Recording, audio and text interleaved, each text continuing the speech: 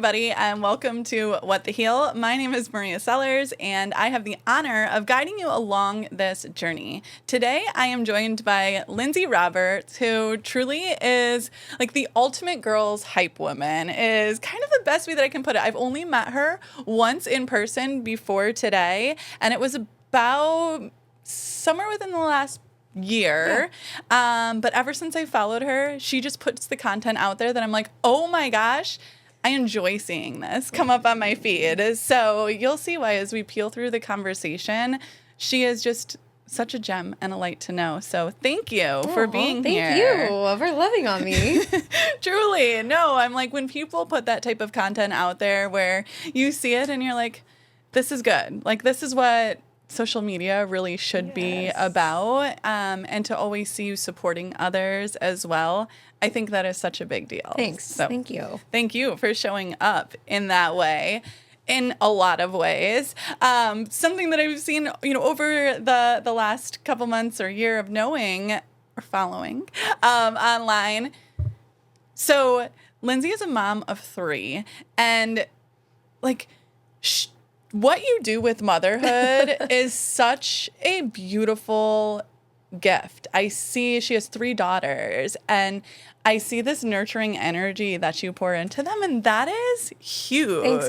You're making me cry. We've been on for like 30 seconds. It happens on the show. Yes. Yeah. Like taking that step and pouring in and making like childhood a memorable experience and like a loving, nurturing one, I think is such a I try to remember thing. that like childhood only happens once, and most of your childhood, when you look back, was your mom's motherhood. And I think that when you can understand that as a mom, that they're only going to remember their childhood as you. Yeah. It's like this immense pressure, but I love it. It's like I'm never going to get that day again with them. So I just try and remember every day. You're not going to get them perfect all the time. But I think if you can win most days with your kids and make them feel special and loved, like you will innately raise up a human who can then go out and let other people shine their light and like love on them and be that for someone else, which is like, that's all I want my kids to do, is be better than me at everything. That is such a beautiful thing to pour into, and that's literally being the change you wish to see in the world. Yes. Like that is that in action by creating these little people and molding them to go out there and be that light and share that light. And you do that while also running 3 different businesses. Yes. Making time for health and wellness, and really pouring into the relationship that you have with your husband. Yes. So the way you put all of that together and make bread in the meantime, like what on earth? It's a superpower, and it's really, really refreshing to see that light that you bring. So tell us a little more. What the heal has gone on in your world? Okay, so I'm going to take it from the top, no pun intended. So I am the product of 2 addicts.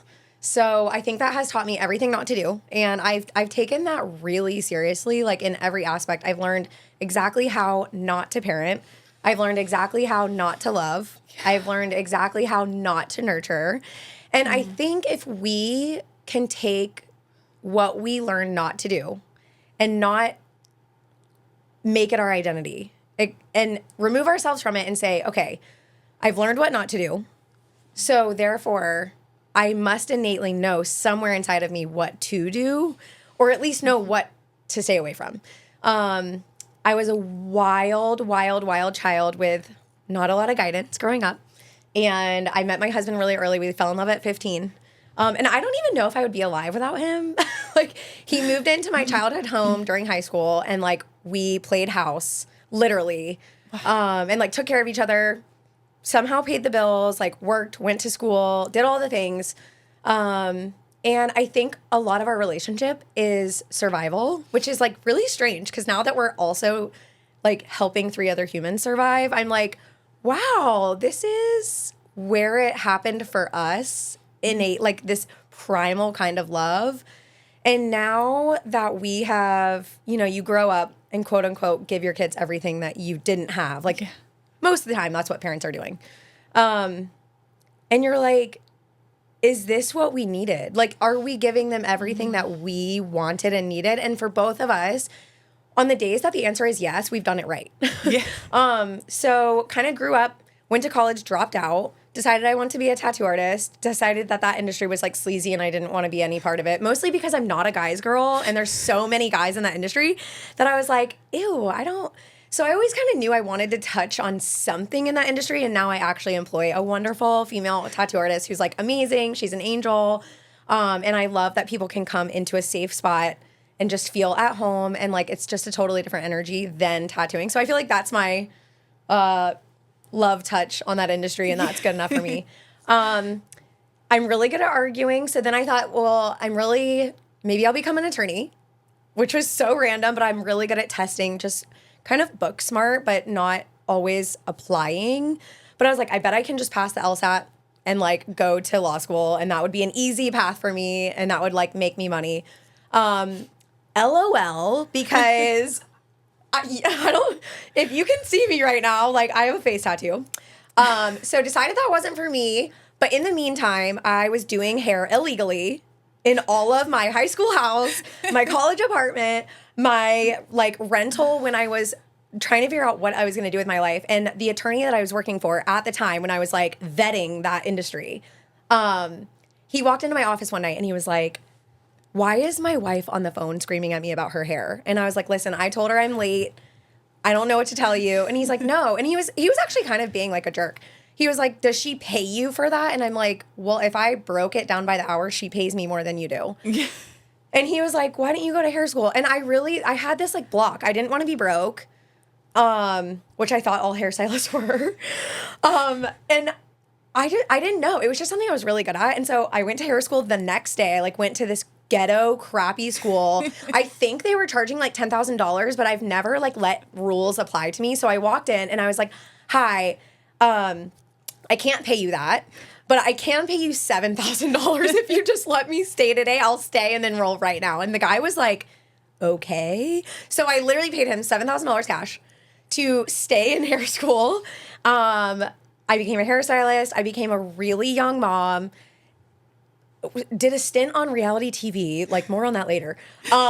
So strange, which by the way, like I never watched reality TV and then was on it and then realized why I was never interested, because I'm still not interested. Well, and I think it's funny that you're like, our whole theme was survival, and then Literally, Survivor was yeah, I was show. on Survivor. So strange. By the way, if you are a show, like a fan of that show, it is real.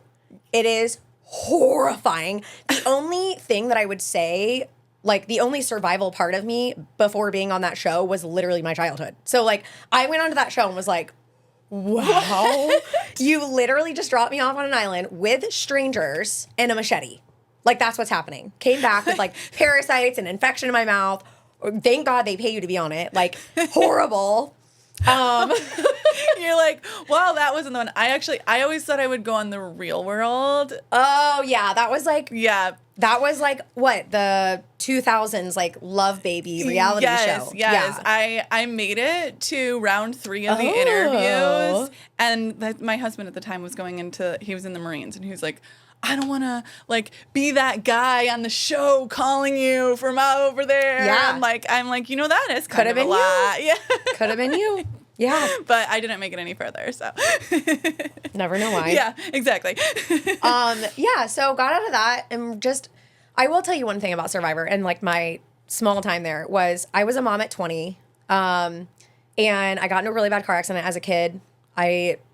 2 people passed away in that accident, and I always wondered, like, what am I meant to do? Like, I always felt lost. Like, I can remember being, like, 3 and 4 years old and feeling totally lost. Like, just a heavy, deep, nobody gets me.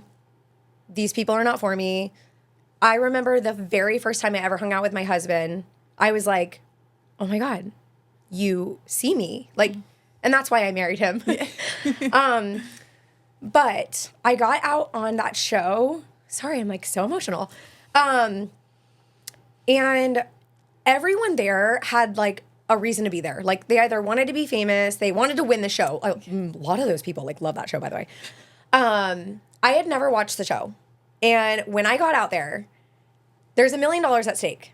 Okay. Winner takes $1 million. I was out on a beach one of the very first nights. And I remember leaving and was like, I'm going to find myself. Like, I'm either going to come back and be a celebrity, I'm going to come back and be a millionaire, or I'm going to come back with an answer of some kind. And the answer that I found myself in right then, like cracked the code, was I want everything I had when I left. And I think when you're a really, really young mom, you can wonder, like, is this it? Like, this cannot be it. Like, this thing is like asking me for all these, snacks and survival and all these seemingly really small things. Mm-hmm. But to your child, those small things end up being their life. And as a kid that didn't have what I would call like a quality life because I didn't have those small things, I came back and just really, really realized this is it. I'm going to make a home. I don't care about the money, don't care about the fame, don't care about, I don't even care if you air me on the show. Like, don't air me on the show. I want to make a life, but not for me, for them. Like, and so that's what I came back and did. I got married the second I got back on the show. My husband, by the way, had proposed 3 times. And I knew it was him all along the way, but I wanted to say yes as a whole human. And I wasn't a whole human until I got back. And so I came back. I was like, by the way, hi, I'm back and I want to get married. And he's like, what? We got pregnant the first time I saw him, like literally getting back. He had just gotten back from Afghanistan. While I was there, he got back from like one of the worst combat tours probably in that entire war. I came back and just had the answers. Like, I found myself when I was fully alone in the middle of nowhere surviving. And it gave me the superpower that I have now, which is helping other people, whether they're my daughters, my husband, my friends, my clients, a stranger, find their answer. I want to help people find their answer. I don't care what that is. If it's highlights that day, great. Like, I own a salon, I can give that to you. If it's wellness, if it's energy, if it's motherhood, if it's a recipe, if I can help someone crack a code, no matter what code they're looking for, even if it's just a smile, like, I will do that. I will give, if it's 30 seconds or 30 years, I will give it to that person so that they can find it. That's me. That is one of like the most beautiful things that I have ever heard, truly. Thanks. To want to pour into others so selflessly. Thanks. In that way, because the transformation, the ripple effect, right? Yeah. that has and continues to have out there is incredible. Yeah. And I don't know if you realize how far that truly reaches. Thanks. When you touch people in that way, because it's like, even just a smile, right? Yeah. Like, just sharing that to somebody who is feeling the heaviness. Yeah. Because when you're in the heaviness, yeah, it's a space. Like, it's a feeling. Like, I can't remember exactly like how it looked to be in that time where life was really heavy for me, but I remember how it felt. Yeah. I think people think healing comes like in this all like in the wave of happiness. Like, I think that they think all of a sudden they wake up one day and they are healed. Like, and I also think simultaneously that people get so far into healing, or what they think the pursuit of healing is, that they can never actually heal, because it's this loop that they're constantly finding the next thing to heal. Mm-hmm. And when I would say my healing was at its peak, where I was like, I am healing the most I've ever healed, I was in a personal valley because of what I knew. Like, the decisions that you have to make in your healing are going to take you into the depths of hell personally. And like, for me personally, I still, the days that it is dark, because it can be dark for 10 minutes. Yeah. Like, I would say I am so good, like, at this portion of my life. I am like living what I have dreamed of my whole life. Mm-hmm. There are days where a 10-minute spell of darkness can take me out. And The same thing that healed me. Like for me, I had to walk away from my mom. Yeah. That was the person that was keeping me from being, even though she was the closest person to me, I wanted to save her. I wanted to save her so bad. And in the pursuit of wanting to save her, because that's who I am, right? Like I am a healer. I am a mother. I am a nurturer.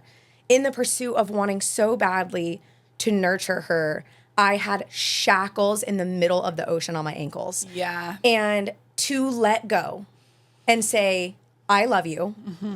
You're doing the best that you can. And it's not good enough for me right now because I can't be the best now for these people that need me. Yeah. I think people think that if you're going to be the person that breaks generational cycles, most people get into the middle messy part of breaking generational cycles, which is such a like hot word right now. It's a buzz thing. Right when you think you're about to do it is right when you're about to fail. And for my family, for our generational cycles, it's addiction. It's quitting. And it's keeping people at a distance so that they never hurt you. And for me personally, I had to get to a place where I was like, hey, you know what? I am going to say yes to marriage because I'm going to let you, if you want to fucking ruin me. Yeah. If you want to absolutely burn me to the ground, I'm going to let you do it. Yeah. Because I want so badly to love you that's okay with me. It's a choice that you can make. And letting people in has to happen for you to heal. But also sometimes keeping people where they are. Like we as humans have to allow people to be where they are. And I think a superpower that I have is saying, you're right there. Whether it's your parent, whether it's your friend, whether it's your boss, doesn't matter who it is. You're right there. I honor exactly where you are. I love you for exactly who you are. And I know the boundaries I must place on you because of where you've put yourself. I'm going to position me and my family here because of where you're at. I have to protect you and I have to protect and myself. I can still love you in that process. Yes. Like, and there's nothing ill harbored. But that's important to have that. I have to have that relationship with my mom too, actually. Oh, dude, so we have so much in common. Yeah, I'm like every word of that. Yes. Yeah. And it's and for some people it's like, wait, what? You don't have it? And I'm like, it's a better relationship that I'm able to have with her because I don't have that one there. Yeah. So I don't hold all of those things in that way. And I think that's hard for people. I think it's hard for people because they either want to be angry. Yeah. Or they want to be happy. Right. Like, or they want to blame it. I'm like, look, that's just, bless my mom and where she is. Yeah. But that doesn't mean I have to be where she is and continue to meet her in that space. No. And you don't, and sometimes meeting someone where they are is literally meeting them with distance. Like, and I had that relationship with my dad when he was in the height of his addiction. I literally could say, that's where you're at. Yeah. I'm not asking you to change. Yep.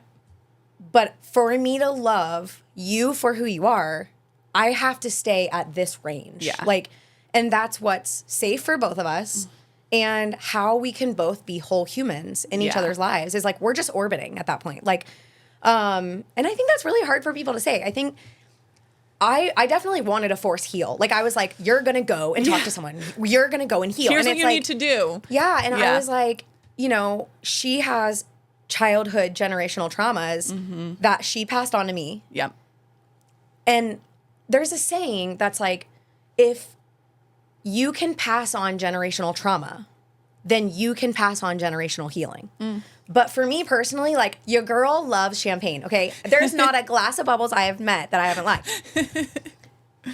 I cannot have a relationship with alcohol and also be the best, most healed, epic, coolest version of myself because at some point in both of my parents' lives, they also loved champagne so much that they thought that they should have it all the time.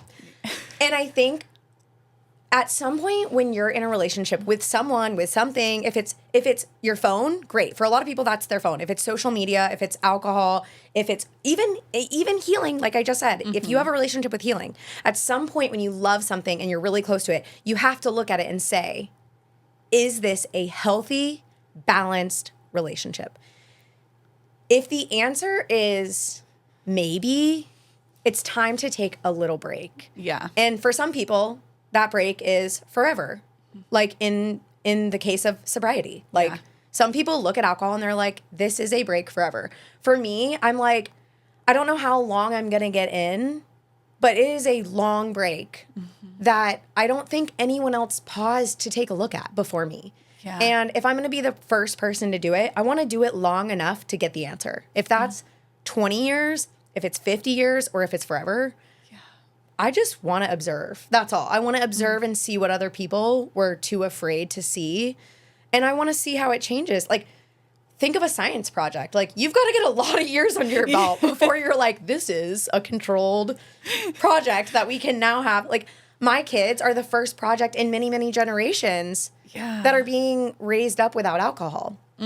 I'm not going to know if it worked until they're probably parents. Yeah. One would assume to get a really good, clear evidence of that. Right now, it's going really well.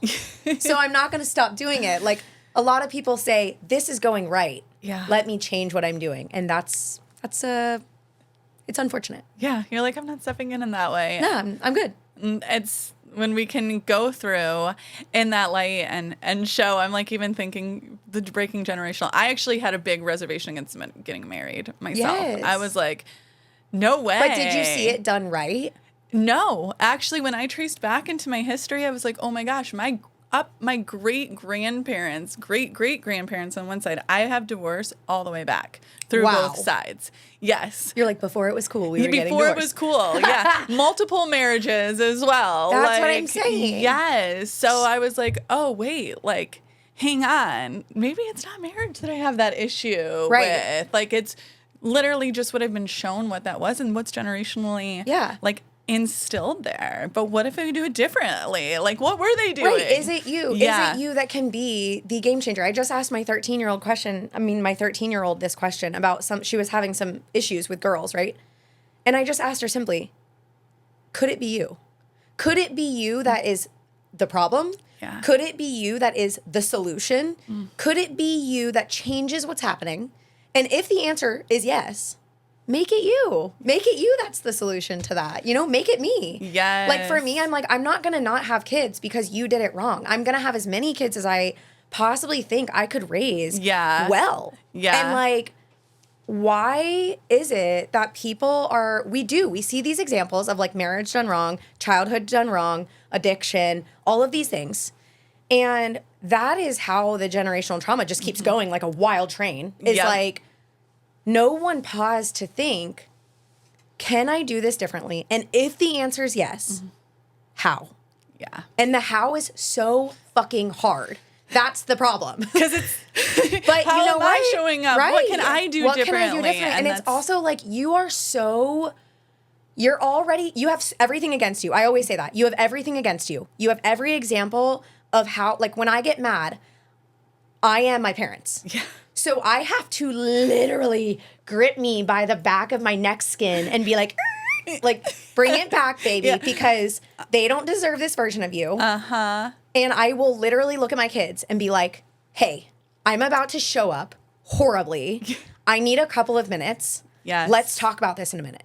Because if not, I'm the screaming, leaving, abandoning, like, I'm all those things. Yeah. They're in here. Trust that. Exactly. 'Cause it's not old me, new me. No. We're all here. Right. And Yeah. listen, like, I could probably do it better than both my parents. I'll tell you that right now. But I'm choosing to do it different. Yes. And I think the doing different part is really hard for people because it's a daily, hourly, and on some days, minute choice that you make. It's like some days you're going to be met with that fight every minute of the day, and it's going to be like, oh my God, can this just let up? Yeah. And the answer's no some days. Like, so I don't know, Life is girl. lifing. Life is lifing. It's like, okay, one of those days, life is lifing hard, but I can still show up or do my best to show up in my best light. And say sorry. And when you get it exactly. wrong. And then give that grace, space, and compassion. That's healing, and that's the work right healing. there. So thank you so much. Thank you for doing the work. It's, some days it's easier than others, right? So true. But at the end of the day, every day that I do the work is a beautiful day and experience, even in those dark moments. When I lean into them instead of recluse from them and shy away from them, it's like there's still so much beauty to be found in that. Yeah. So thank you. Well, that's awesome. I love you for it. And you can't help who you can't heal. Like, you can't heal what you can't help. And I think that is why you touch so many lives, is that, like, when you've done a lot of the work on you, for you, then you help other people do the work for them too. And, like, honestly, you say other people are sharing the content, doing the things, like, it's you, girl. Like, you're only seeing what you're doing. Stop. I appreciate that so much. And I appreciate all of you for tuning in. Thank you so much for being a part of the show. I am going to put Lindsay's information there so you can follow along. And please do, because I told y'all she is just such a light to follow along with. And is there any final words you want to leave the listeners with? No, just go out there, do the damn thing. That's right. Yes, do the damn thing. Show up in the best way that you can for that day, and know that that may be different than the next day, but keep showing up and keep doing it. Thank you all so much. See you in a couple weeks.